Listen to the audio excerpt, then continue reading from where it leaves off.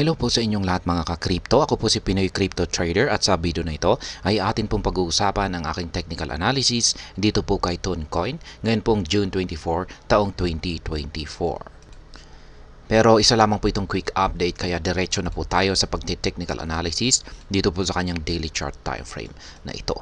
At mapapansin po natin na ang nabuong candlestick kahapon ay bumalik po siya dito sa loob ng ating pattern na ito.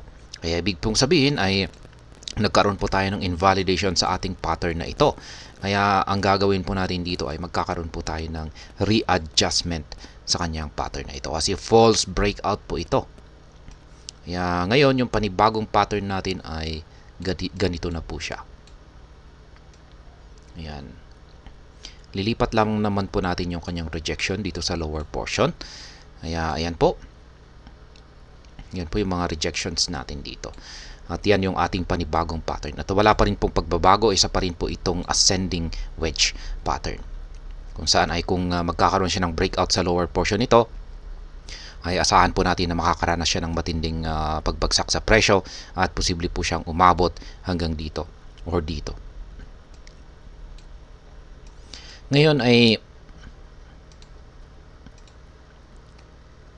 meron po tayong na-trigger dito na isang sell pending order dito sa 7.691 na major resistance line natin dito. At yan po ay naganap kahapon. Tinusok po niya ng kanyang karayom yung price level na ito. Kaya nakapag-take profit po tayo dito kahapon kay Toncoin. Kaya ayan, saya-saya po natin. Kasi take profit dyan. Kumita na naman po tayo. Yung ating minor resistance line na ito, i-update po natin yan. Isa na po itong nagsisilbing support line. Yung color coding po natin dito ay lahat po ng mga kulay red ay support line.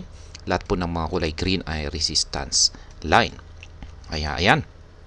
Yan na po yung panibagong itsura ng ating chart ngayon. At mapapansin po natin ang ating Haswick indicator ay mula po sa ayan, kulay green na pangangatawan nito na yan, malaki po yung kanyang sukat dito, pero mapapansin po natin na lumiliit yung kanyang sukat na ito. Ibig pong sabihin ay nanghihina na po yung pwersa o yung momentum ng mga bulls.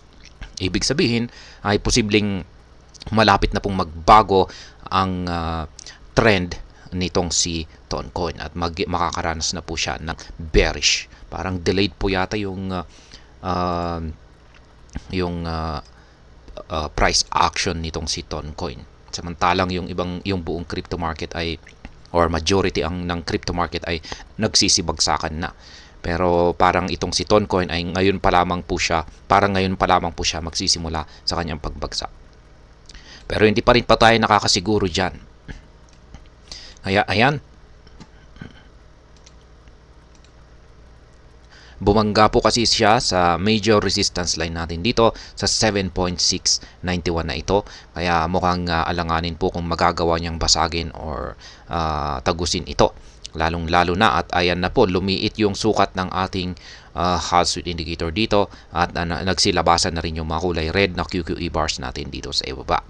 Kaya malamang ay tatalbog siya rito or mauuntog siya rito at posibleng babagsak po siya ulit dito sa lower portion ng ating pattern na ito. At ito po yung babantayan natin dito. Kung nabasag po yung lower portion ng pattern natin na ito, ay ayan, dito na rin po makakaranas ng isang matinding pagbagsak itong si Toncoin at posibleng umabot po siya hanggang dito sa 6.211 na sunod na minor support line natin dito. Maglalagay po pala tayo rito ng isang buy pending order na naman dito sa 7.069.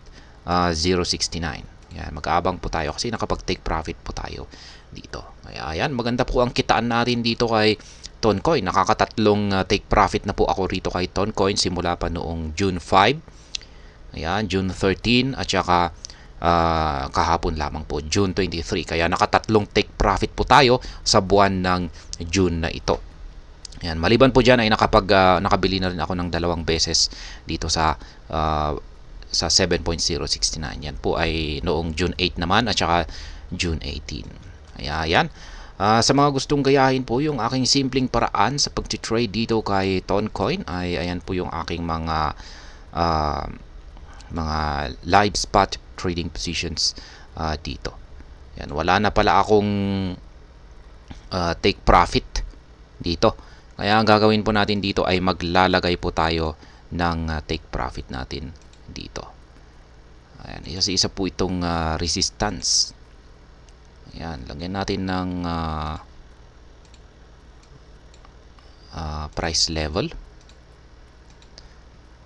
Ayan, nasan yung price level natin? Ayan. At palitan natin ng kulay green kasi resistance line po yan. At saka maglalagay po tayo ng take profit sa presyong ito. Ayan. Pag nakaangat po siya rito ay maglalagay na rin tayo sa mas mataas pa na presyo. Yan. At sa pagkakataong ito ay gagamitin po natin yung Fibonacci indicator kasi wala na po tayong basihan dito. Yan. Or pwede natin gamitin yung upper portion ng ating pattern na ito. Pwedeng dito or dito sa 8.96 or sa 9 na. Saktong 9 na presyo. Ayan. Pero sa ngayon ay mukhang alanganin naman po kung mababasag ni Toncoin yung major resistance line natin dito. Mukhang tatalbog po siya rito at babagsak siya. Pero pag nakita natin na mababasag siya ay saka na lamang po tayo magsiset ng karagdagang take profit natin dito sa itaas. Pero sa ngayon ay yan lang muna yung ating take profit dito or sell pending order dito sa 8.257. Kaya yan pong muli yung aking mga live spot trading positions dito po sa pagti-trade dito kay Toncoin. Isang sell pending order at tatlong buy pending order dito po sa ibaba. Pero ayan, ang pinakamasaya po rito ay nakapag-take profit po tayo kahapon. Ayan. Yung ginagamit ko po palang platform dito ay ang TradingView at yung aking dalawang indicators dito ay ito po yung Hall Street Indicator at ito naman po yung QQE Mod Indicator. Check na lamang po niyo yung description ng video na ito para sa kadagdagang detalye tungkol sa mga ito. At hanggang dito na lamang po tayo sa video na ito. Sana po ay inyong nagustuhan ang aking paliwanag sa video na ito. Kung inyo po itong nagustuhan ay pakiclick lamang po ang like button nito. Para naman po sa mga bago lamang dito, kayo po ay aking inaanyayahan para mag-subscribe. Pakiclick na rin po ang bell icon nito dahil ito po ang siya magsisilbing notification nito sa mga bago kong videos na akin pong ina-upload sa aking YouTube channel na ito. Marami pong salamat sa panonood. Ingat po tayo lagi at God bless po sa ating lahat.